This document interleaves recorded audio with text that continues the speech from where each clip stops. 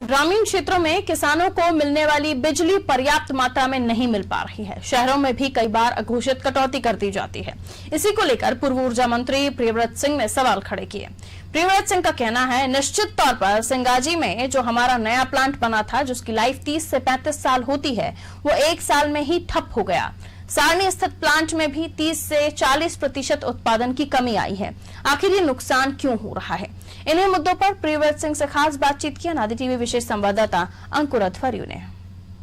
मध्य प्रदेश सरकार में ऊर्जा मंत्री राय प्रियव्रत सिंह जी हमारे साथ मौजूद हैं। सर, आज के दौर में क्या मानते हैं, जिस तरह से लगातार बिजली की कटौती की जा रही है? बड़ा दुर्भाग्यपूर्ण स्थिति है कि हमारी खुद की जो जनरेटिंग कंपनी है उसकी कई इकाइयां बंद हो गई और सिंगाजी महाराज का जो हमारा प्लांट था, जो बिल्कुल नया प्लांट है, करीबन एक प्लांट की लाइफ 35 से 40 वर्ष की होती है, पर 1 साल के भीतर उसमें इतना बड़ा ब्रेकडाउन आना, सिंगाजी महाराज का प्लांट बंद होना और साथ साथ ही उसके अलावा जिस प्रकार से हमारे सारनी में और हमारे जो PLF है, जो प्लांट लोड फैक्टर है पूरे जेनको का, वो 30 से 40% से भी नीचे गया है।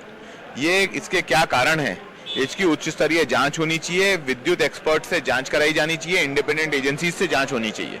क्योंकि जब हमारे पास इतने संयंत्र लगे हुए हैं, किन कारणों से ये बंद हो रहे हैं और कहां हमें नुकसान हो रहा है, इसकी पूरी जानकारी होनी चाहिए। और इसी के लिए हम लोग आने वाले समय में मैंने भी कुछ मुद्दे उठाए हैं, विधानसभा में जब लगेंगे तब उन पर विस्तार से चर्चा होगी।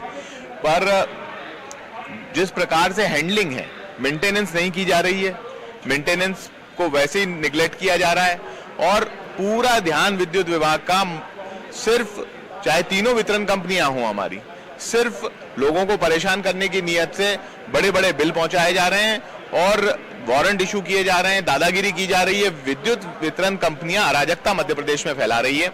सरकार को इसको रोकना चाहिए और अगर रोकने में विफल होती है सरकार, तो इसकी बड़ी नाकामी होगी। बिजली कंपनियों को निजी हाथों में देने की बात चल रही है। इलेक्ट्रिसिटी एक्ट में अमेंडमेंट आ रहा है और जो इलेक्ट्रिसिटी एक्ट में अगर अमेंडमेंट आता है, केंद्र सरकार करती है, देखिए पूर्ण रूप से हमारे सारे संसाधन हम उनको संभलाएंगे, उनसे हम सिक्योरिटी क्या ले रहे हैं?